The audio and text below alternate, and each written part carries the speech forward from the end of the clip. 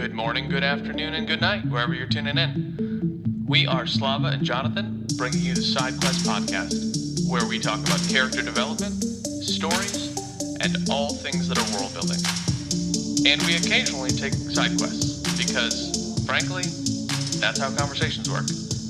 Just as a reminder, this whole show is spoiler heavy. So sit back, tune in, and join us on this episode of Side Quest.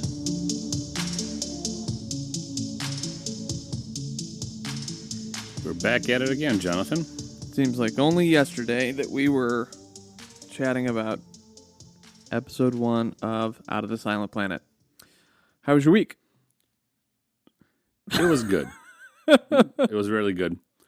It was uneventful, except for a woman I met at the bus stop. You met the same woman at the bus stop as you did? I met the same woman. Yeah, it was the same woman. It was actually the same day. It was the same week.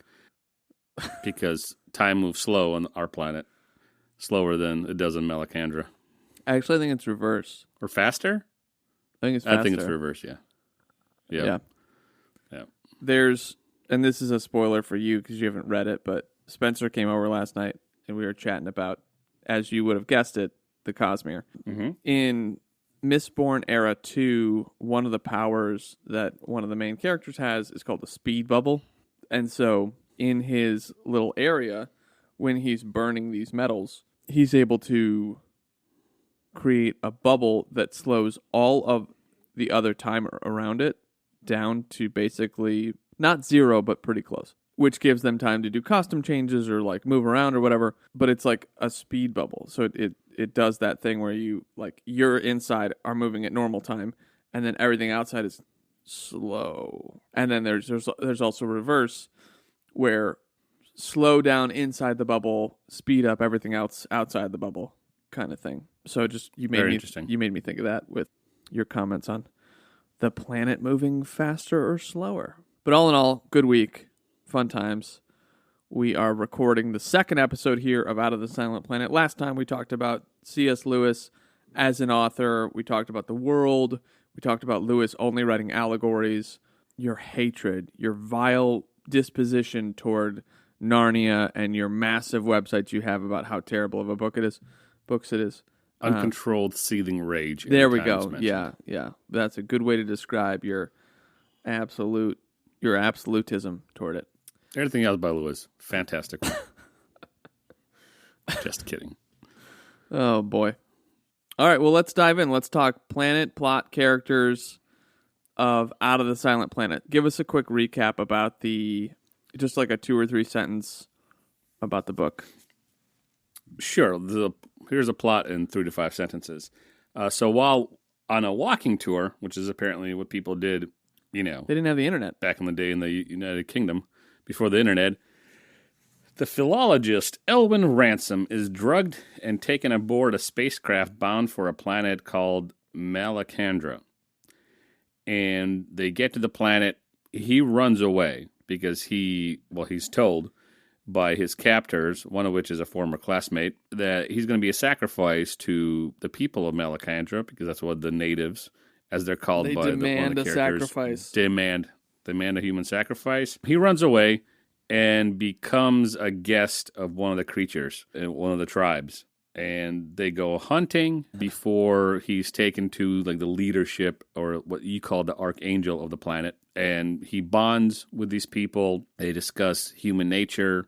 And as we mentioned in the previous episode, human nature and, human curiosity. And somewhere in between there, one of the guys kills the Malacandrian creature that Lewis is hunted with and successfully hunted. And then they're brought before the archangel and are judged. And the other two are are revealed to be fools. And then they are sent back home, back to Earth. And the book concludes with the revelation that Ransom wrote the book as a fiction, so he wouldn't be thought of insane in the academic circles that he runs in.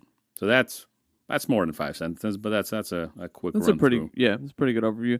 So I'm gonna dive into the plot here a little more in depth. So Ransom like you said, he's on a walking tour. And back in the day, apparently just staying with strangers was normal, which is interesting. So he was like, yeah, can I sleep with you tonight at your place? Because I didn't have a place to stay because I'm on a walking tour. And they're like, of course you can. You can stay in the laboratory, which is like, that's a weird place to put guests, but okay.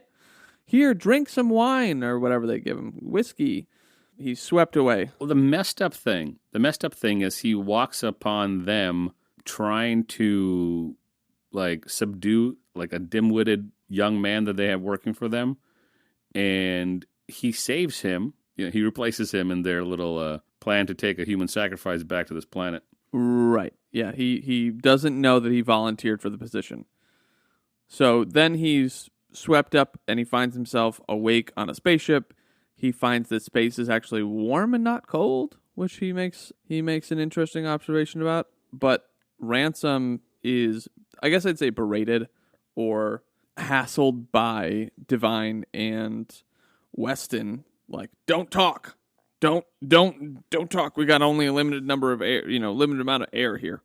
It's just like, well, you should have brought more if you're gonna capture someone, bud. They get there, they're wandering around. And then Ransom finds a way to escape, which is because he's overheard that his captors are going to lead him to get sacrificed, like you said.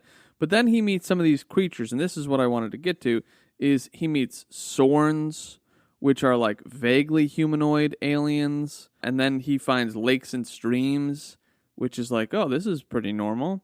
And that the gravity is a little bit lower, significantly lower than Earth's. So I imagine him just kind of like floating around just as he's walking. But the mountains are extremely tall and thin. And then he meets his soon-to-be companion, a Hross, Hross, named Hyoi, who happens to be a civilized creature who can like sort of communicate with him.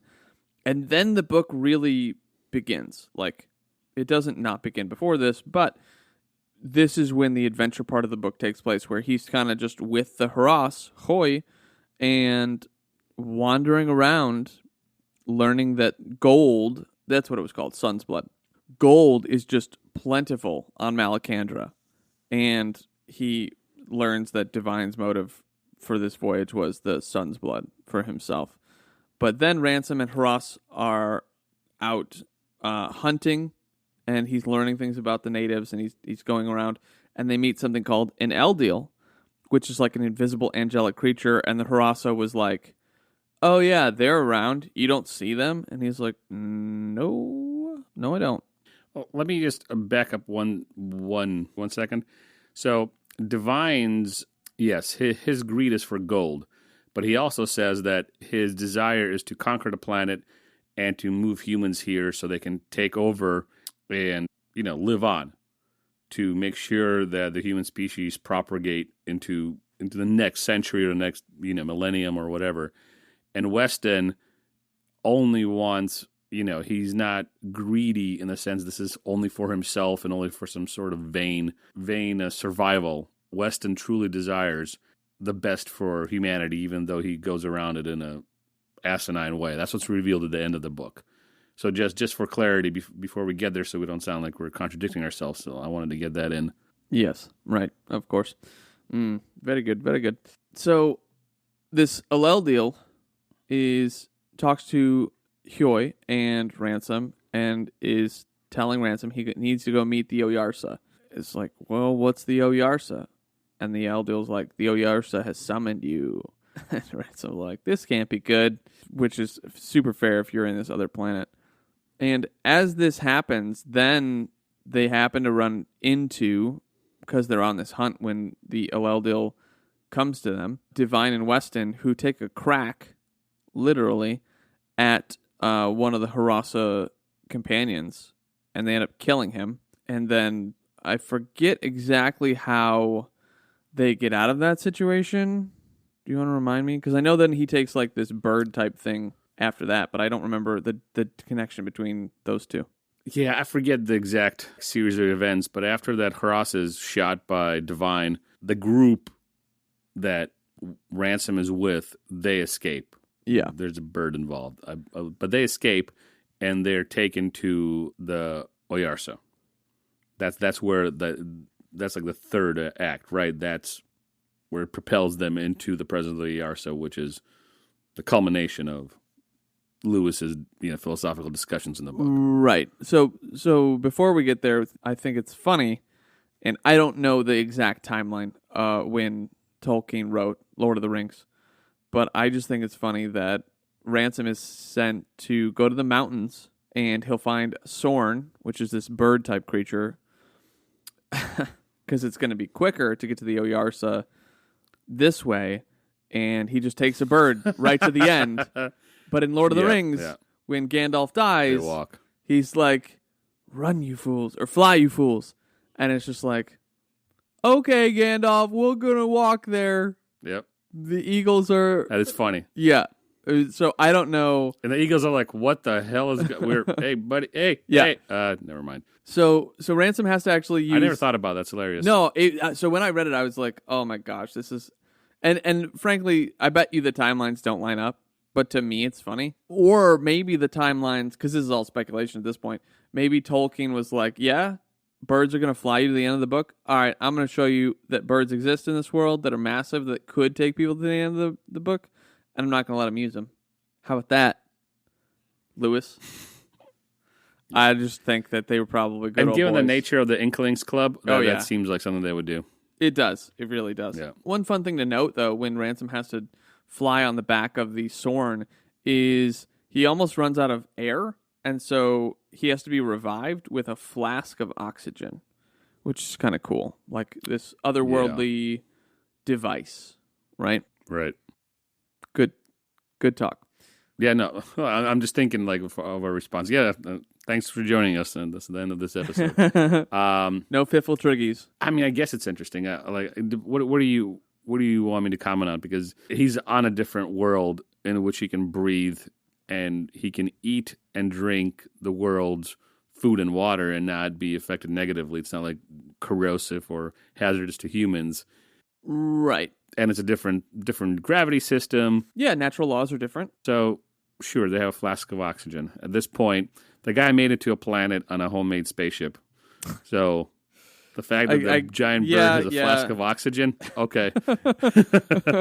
I'm totally just ignoring, like, in this world that they came out of, they don't have people buying, stock loads of food and burying themselves in bunkers.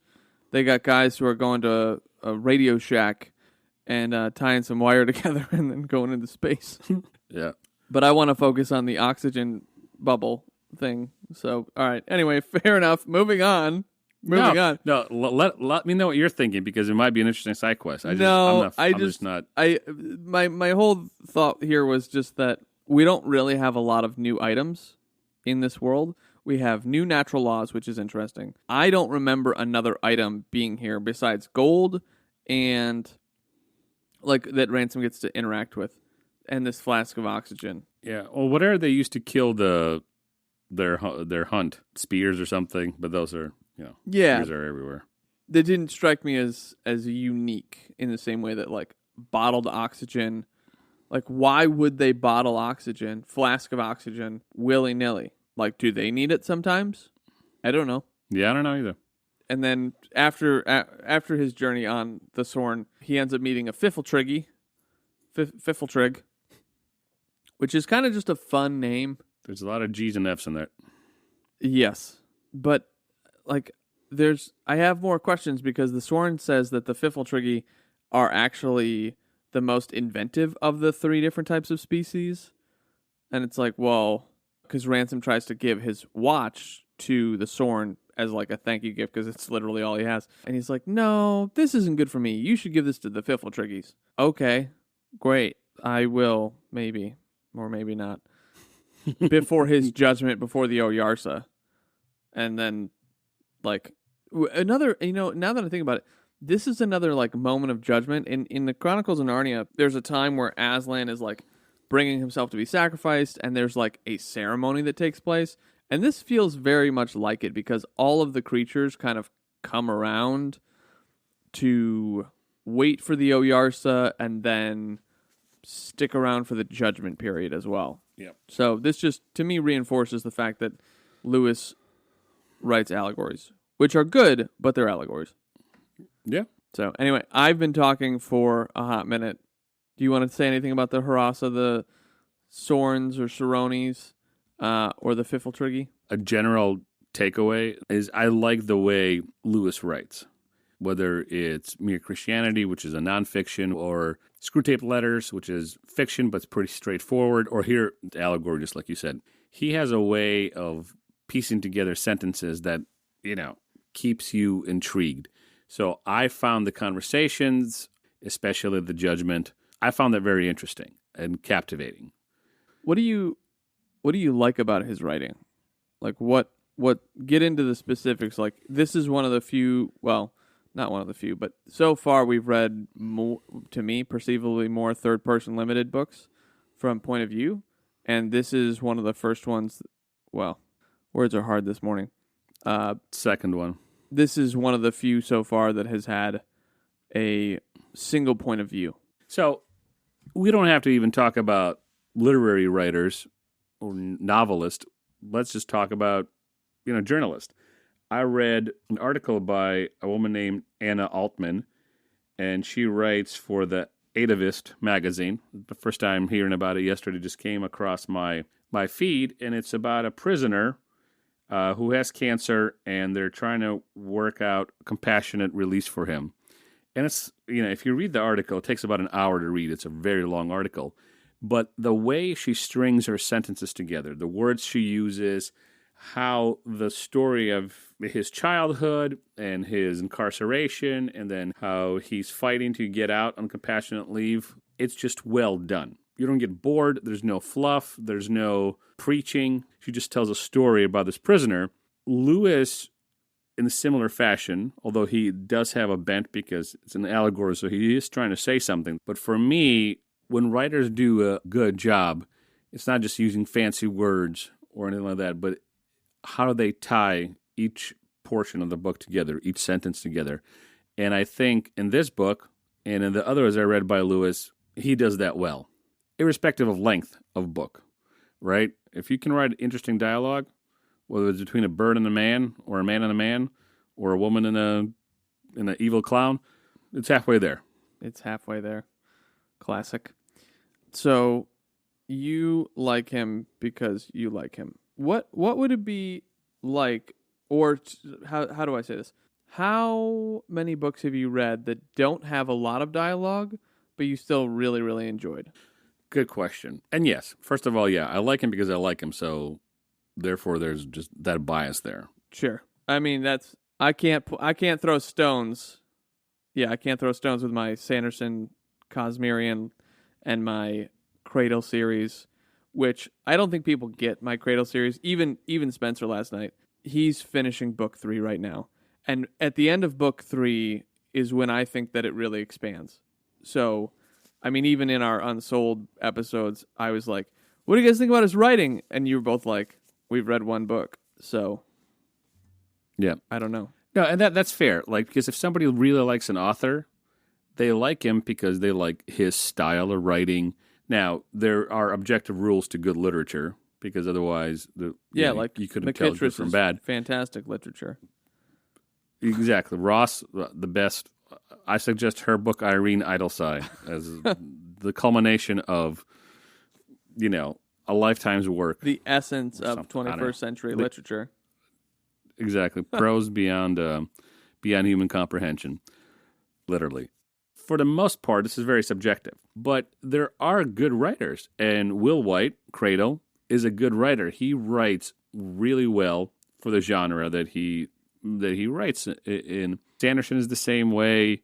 Stephen King, I think, does a good job for modern horror. He writes characters well. He writes kids especially well. So, yes, I like Lewis, therefore I'm going to like his writing. And people who don't care for Lewis might say, whatever. Now, the second part of your question, have I read anything that didn't have a lot of dialogue that I enjoyed? I'm sure I have. I am positive. I just can't think of it anything. Right now. That was really the question, is like something that stuck out that you might mention to myself and the audience. because I can't think of anything that doesn't have a lot of dialogue. I know that there are. And frankly, there's this one short story that we read in 10th grade, and I don't remember the name of it, but the whole piece was the house was the character, and I think it was like post nuclear fallout or something like that, and the house was like an automatic house. I can't remember it, but I remember reading that and going, this is a really good piece, because the house itself was alive, but there are no other characters besides the house, and so there's no dialogue. Yeah, well, I guess Poe and Lovecraft have there's internal dialogue, there's the POV of... I count internal dialogue. Dialogue as dialogue? Yeah, because it's like you... Okay. Yeah, I'm talking about someone who's so well written in their world that they just can go, the house creaked, but not the normal kind of creaking. It was the creaking that happens just before you walk into a graveyard. Something like that, right? Like... just making stuff up at this point.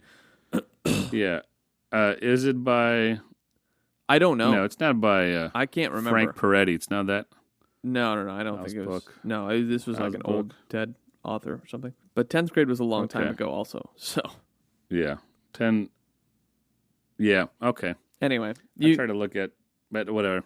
I was going to dive into the dialogue. Let's do it. Well, dive into the fact that you like dialogue and then shift over to the characters. Because you can't like dialogue and not like characters. Like characters have to be important, or you wouldn't like the dialogue. Is that fair? I feel like that's fair. Yeah, absolutely. Because otherwise, who's saying it? Because and correct me if I'm wrong here, but I think that one of the reasons that dialogue is attractive as part of an element of writing, is because the characters themselves get their own voices. And this is one of the reasons I think Will White does a good job, I think Sanderson does a good job, is because each of the characters gets their own voice in the dialogue. And we don't have a lot of characters here. We have enough characters, right? So we have Ransom, we have Dr. Weston, we have Dig Devine, we got the Urasa, his name is Dig Devine. And then the Kanaka Baraka is one of the Pifftigity. Fiffletriggy. The piece silent. And then, the Melodil, and then we have all the minor characters, which I'm not going to list out. Yeah. But the characters are really good, especially Dig Devine. He is not a caricature of, like, the evil guy. The way he's written by Lewis, he is a good representation of a greedy, elitist douchebag. I was waiting for what you were going to call him. Who wants to settle Mars only so that humans can take advantage of the gold deposits or whatever the natural resources are of Malacandra. And then Weston. So he's a crazy. And we talked about this. He's a little bit more tamer, and he does want to conquer Mars too, but not just to suck it dry, but as an alternative place to live, because according to their worldview, humanity is, on the precipice of destruction, I guess, in the 1930s. Although every generation thinks the world is on the precipice of destruction. It's, it happened in the 90s when I was a kid. Y2K bug. Today. All that kind of stuff, yeah. And even extreme environmentalism. And you won't find me complaining about people pushing companies and people to be good stewards of the earth and not to dump crap all over the place. The fact that there's an island of plastic garbage floating around somewhere in the ocean the size of Texas is horrendous. So I guess for Weston, he's somewhere in between there, and he wants Mars to be like an asset for humans instead of just a coffer where they can just pillage and suck it dry, just like Dig Devine says. We're going to suck it dry and move to the next planet. Paraphrasing. Very much so. It's very graphic. A lot of sucking going on. Well, your words, not mine. Well, he's a dick. So, and he acts like one in front of these natives, calling them natives in a pejorative sense, just treating them like big bang bang garbage. Me bang bang boom boom. Yeah. Boom, boom, boom. So even that's an insane scene because he's acting like a complete ass. But the way Lewis writes it, and here's maybe I can give a more solid example to my ramblings just a couple of minutes before. the way he writes that scene, it's believable because it's not just a caricature of a 100%. bad, evil human capitalist talking about the natives. Although it is, but the way it's written, it's a believable character. So Ransom and his idiosyncrasies, Weston, Dick Devine's insanity, it's all believable. And then they meet these people who, are Malacandrian creatures, the guy who's named Hoy, and Sounds like Hoy. Oyarsa, the guardian spirit. Sounds like Hoy. Yeah, Hoy is a world hopper. Oh, boy. I know. So the Oyarsa, the guardian spirit, the archangel of the world, as you called him, from the different perspective, they're the fantastical creatures, right? They're not human creatures that are believable. Extra planner. Lewis does a good job of creating these characters, these fictional characters, fantastical characters, because everything's fictional here, but these fantastical characters where when they interact with the humans and when they speak, that dialogue part again, when Lewis through them presents a philosophy or presents a worldview, it's also done in a way where it's believable. Do you think it's easy to write unique characters? No. As somebody who's tried writing, like seriously, not just, poetry in 9th grade to impress a girl, but seriously has taken on I feel like you're just writing. calling me out. We all have our, we've all been Dick Devine at once. Oh, boy. Yeah. No, I'm kidding. So I've been writing a story that's autobiographical in a very loose sense because it does focus on an event in my life, but it's also a horror short story. And I've been trying to write that for 5 years. And I sit down, I write, I rewrite. I've rewritten the introduction numerous times. And as a kid, I used to write short stories, and I wasn't bad for a kid. Let's be honest here. Yeah. As a kid, it was pretty damn good, I guess. But I never stuck with it, and as per usual for Slava. And I understand certain elements of writing because I've read enough. I've written some stuff. I've read about writing. I've listened to lectures and discussions by authors on the craft of writing. So I think I know what I'm talking about. And it's hard as hell. I'm trying to write the father figure for this short story, and I'm trying to write the bad guy, the antagonist in this novel, which is a horror book, so he's actually a murderer. Classic. And it's a lot. And partly because I'm not practicing the craft is why when I get to it every couple of months, I'm like... So that was going to be my follow-up question is, like, how often do you write? Because I think this is an interesting side quest where... Like, writing is hard. I know that this podcast itself is about literature and our take on these books that we read, and I have a visceral distaste for books that I have a distaste for, right? Like, I have no problem calling them out. But at the end of the day, and I think that it's hard to convey this, I have the utmost respect if you finished your piece of art. I went to film school. Making a feature film is hard. Making a TV show is hard. Making a web series is hard. Doing content... like good content, like short 30-second, 90-second pieces that we all really enjoy takes hours, takes time, takes timing. Yeah. Like, it's not easy. So it's very easy for us to armchair quarterback this stuff, even though the physical reps that you have to put in for writing these things is tumultuous. It's heavy lifting. It's a burden even. Yeah, absolutely. And as an example, that one that I've used and will use again, I'm sure in this podcast, is Stephen King's ending of Needful Things. Great book, fantastic story, a horrible ending. But I still respect King. I can't imagine the amount of work that he has to put in to write the stories that he does. Is no small feat.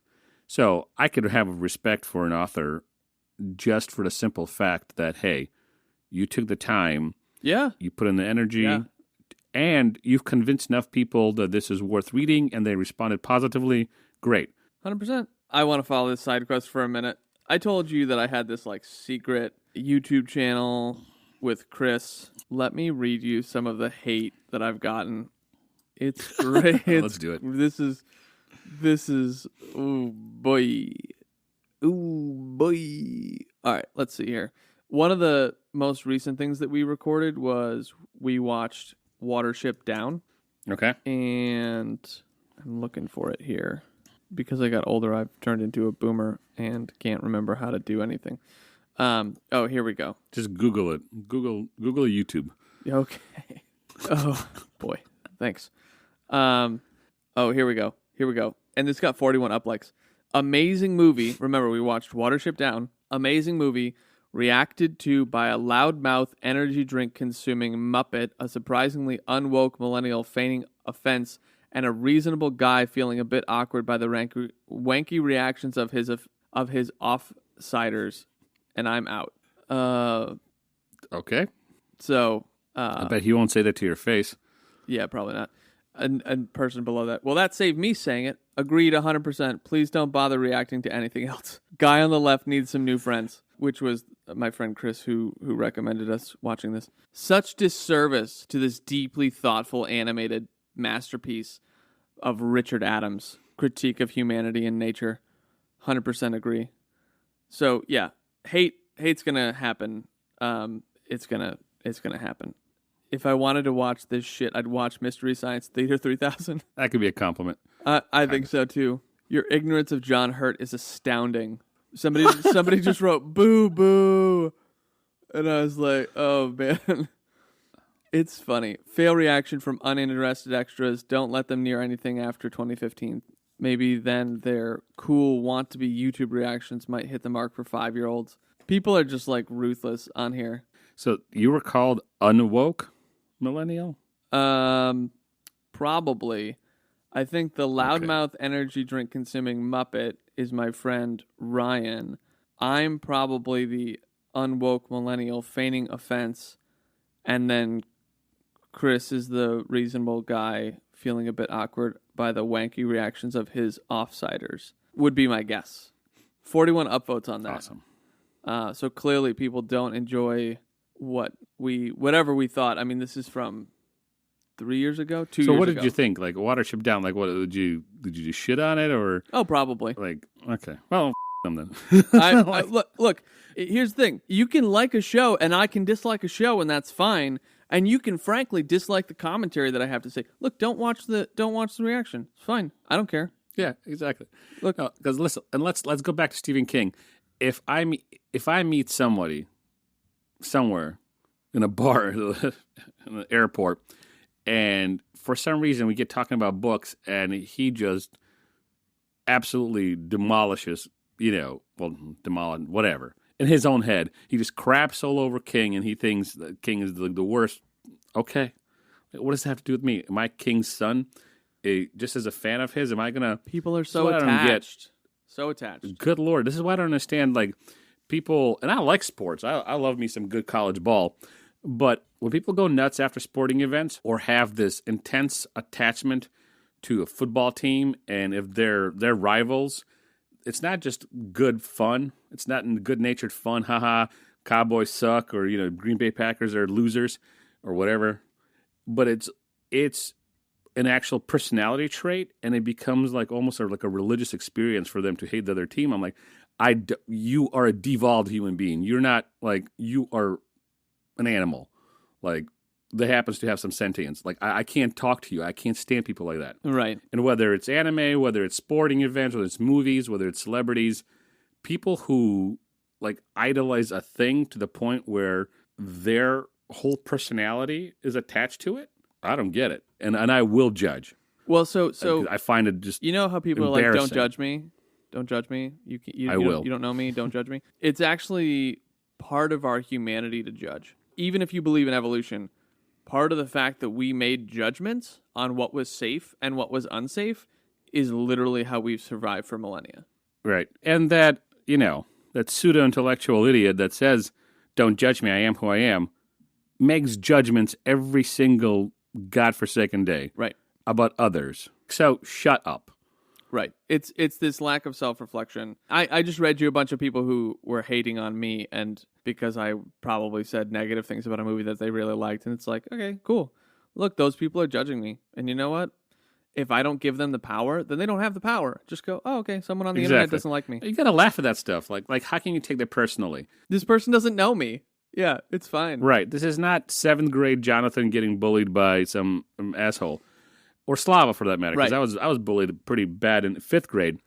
That's personal. That's in your face. That's something that could probably hurt feelings or or worse, some idiot on the internet complaining about you rambling about something on the internet. I don't care, man. Cool. Like, Don't watch give me a it. break.